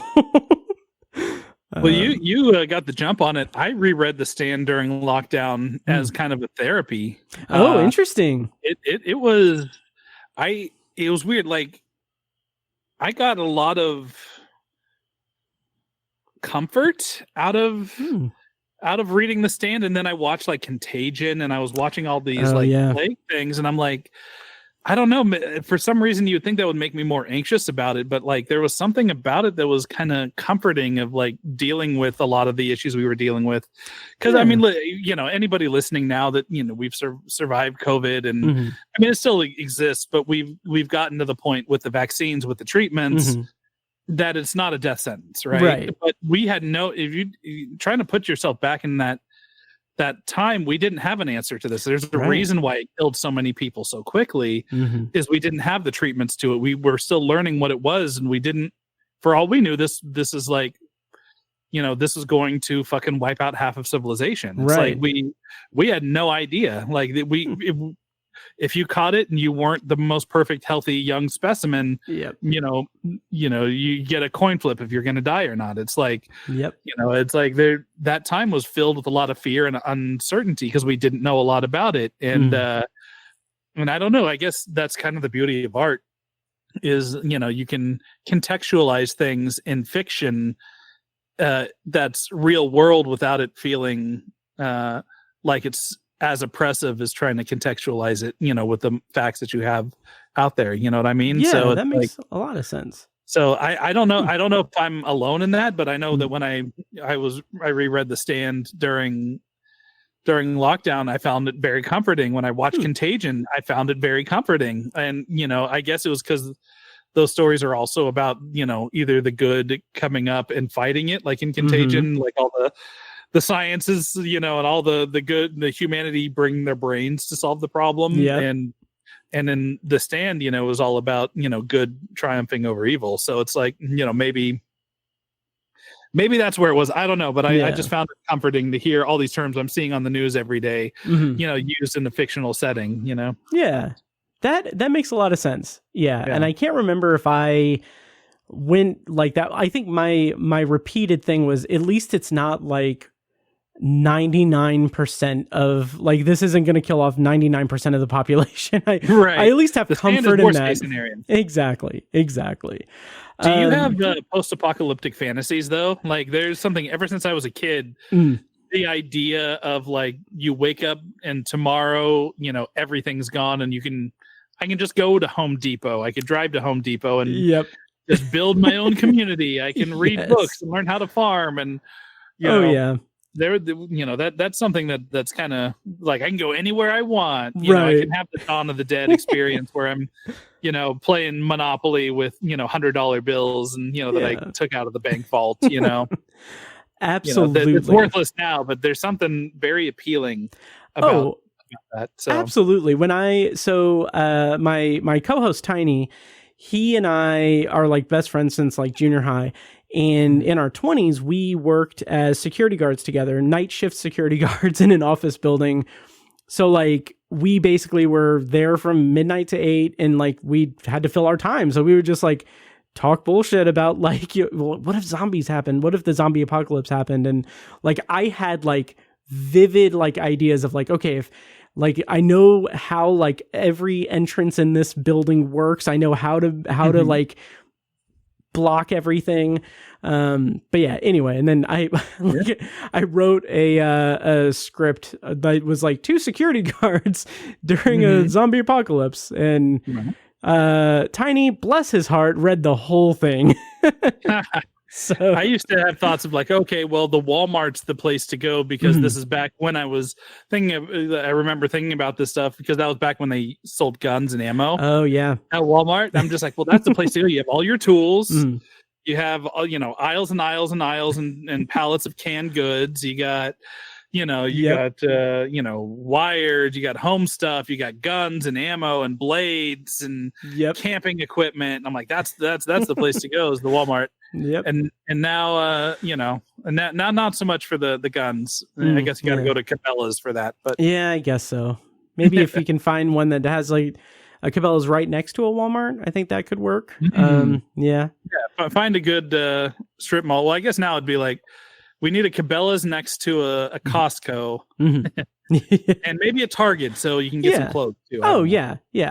And you can just, you know, when you want to just have a day where you're just walking around aimlessly, like not buying anything, you can go to Target. That's what I do a lot.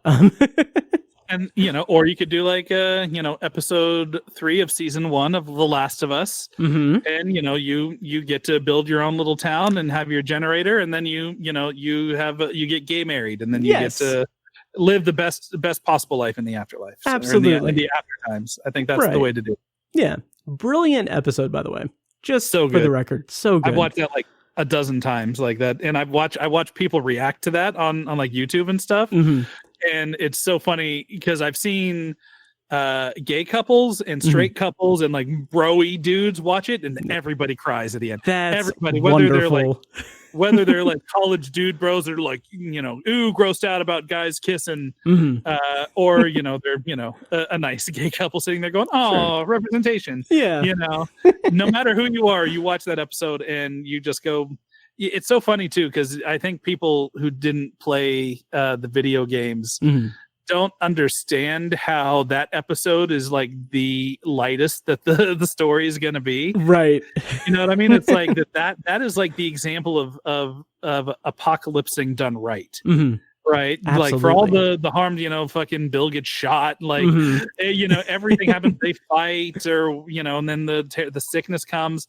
That is the most peaceful, I got everything I need, you know, and I've survived this, and, you know, and I'm living the life that's better than when before this started. Right. You know, that show's ever going to do. And I think that once you start understanding how what that world is, and understanding that they needed an episode like that to show that that there is goodness, especially in this new season. I don't know with this new, with, you know, the story from the second game is very much about, you know, the cycle of violence and making the wrong choices, and what happens when you make the wrong choices, and how those choices come back at you, and having an episode like the Bill and Frank episode of Last of Us is crucial to show that it doesn't always have to be that way. Yes. So I don't know how they're going to approach it, going down the line. I don't know either. But there's a point where Ellie can have this, and at least in the game, she can't let go of her hatred. So so it's I don't know. There's some I think those games are masterpieces. Oh, me too. I know the second game, cut a lot of flack, but I think the reason why people hate it, and this goes back to media literacy that we were talking about earlier, I think the reason why people hate it is because so much has, in terms of absorbing media now, has turned into this thing makes me feel bad, ergo it is bad. Yeah. And there's, I don't know. I just think I completely disagree with that. And I think that, seeing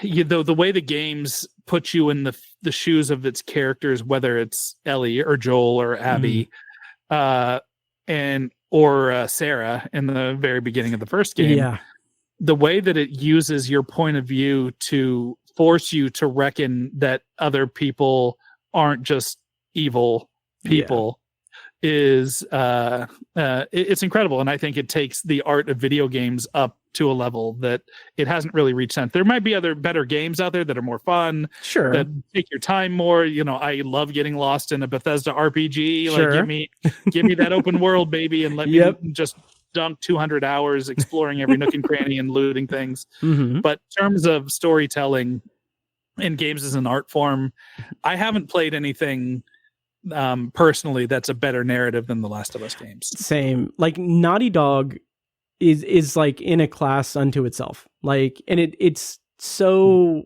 mind-boggling to me that we got like the Uncharted movie and then the Last of Us. Like, all right, just I mean, I know there's a lot of stuff with that, but like I'm just like in the same like 2-year span or whatever. Like it's insane. But yeah, I'm fascinated to see what they do with season 2 of The Last of Us, though. Given the narrative structure of the game, I'm really curious how they're gonna do that. I know we're not getting the full game. I know that they've said that that the plan is to split game 2, Last of Us Part 2 between seasons 2 and 3, and I think that even recently they said maybe 4. Yeah. I don't know how you're gonna.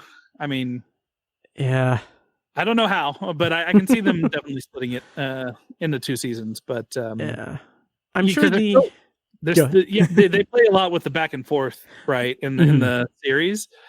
And Craig Mazin has talked about already that it's a dance around spoilers. It's there's a character that isn't there anymore, but there's a lot of characters that this character has a lot of still has a lot of big part to play in things to come. So I think there's going to be a lot of flashbacks and a lot of stuff. Anybody who's played the games, I've seen them, stills of them in a museum, and stuff. So it's like, I think we're going to get, I can see how they can pad it out, I guess is what I'm saying, as I'm trying not to spoil things for the 3 people on Earth that don't know what happened now. But but I don't know if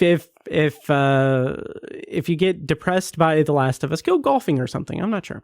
But this is a Dark Tower podcast that's also about Stephen King and now about The Last of Us. Exactly. So. We are just casting the widest net possible here.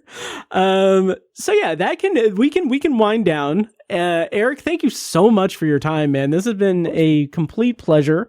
And if you could tell people once again where they can find the Kingcast, as if they don't already know.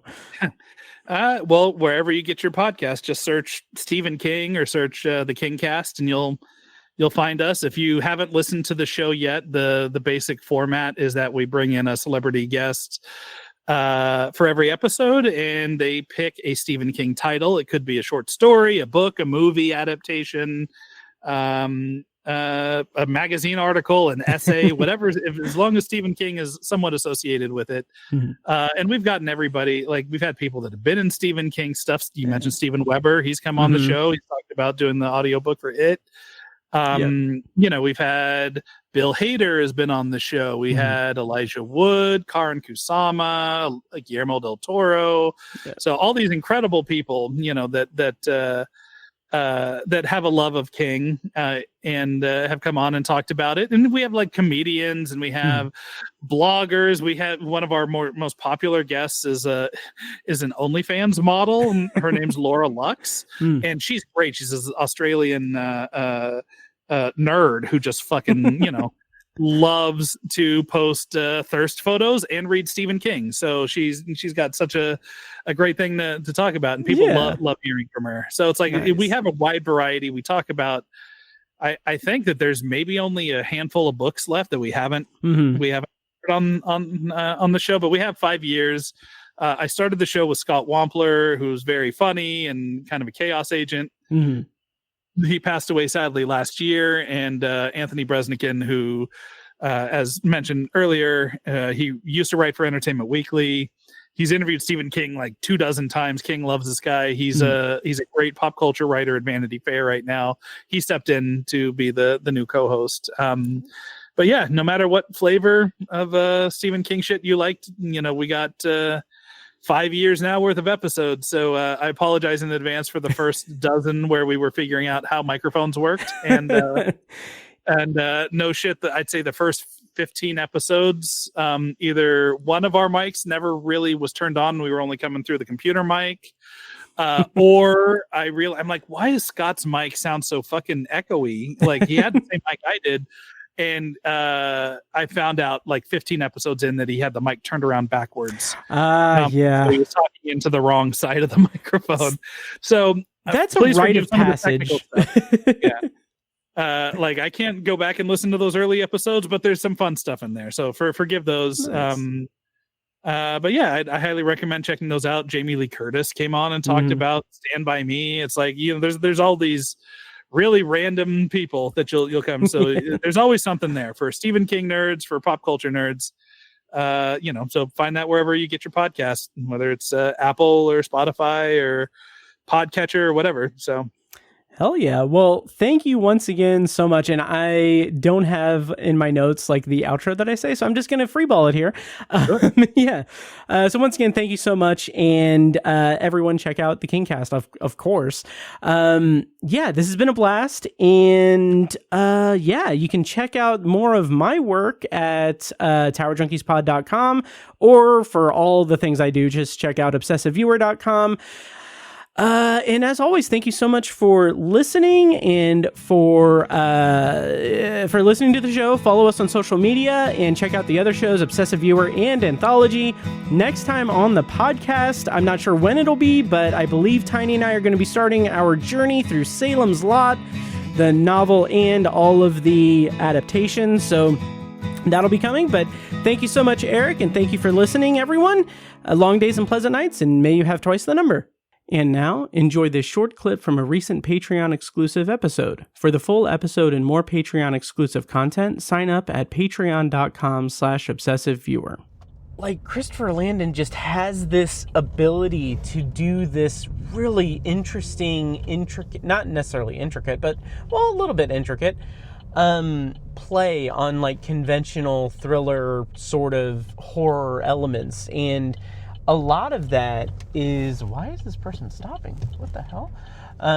So a lot of that is because he clearly knows the genre. He clearly knows what works and what is good enough to subvert expectations. And especially like this feels like, and this is going to sound reductive, it's going to sound negative, but this sounds like this movie feels like an interesting consolation prize to the Scream 7 that we'll never get from Christopher Landon. And let me explain. So, thank you for listening to Tower Junkies, a Stephen King podcast presented by ObsessiveViewer.com. This episode was produced and edited by me, Matt Hurt. If you have feedback, thoughts on our episodes, or just want to connect, you can email me at matt@obsessiveviewer.com. For more information on this show, including a full archive of our episodes and show notes, visit towerjunkieспod.com. And if you enjoyed the show, please give us a follow on social media and subscribe to us on your podcast app of choice so you never miss an episode. Also, consider rating and reviewing the show on Apple Podcasts, Spotify, and Audible to help increase our visibility and grow our community. If you want to support the show and get early access to new episodes, as well as a steady stream of exclusive episodes, you can join our Patreon at patreon.com/obsessiveviewer. For information on more podcasts presented by obsessiveviewer.com, visit obsessiveviewer.com/podcasts. Thank you so much for listening, and we'll see you in the next episode. Get up to 2 months of free podcasting service with Libsyn. Check out the show notes for your promo code to get started podcasting today.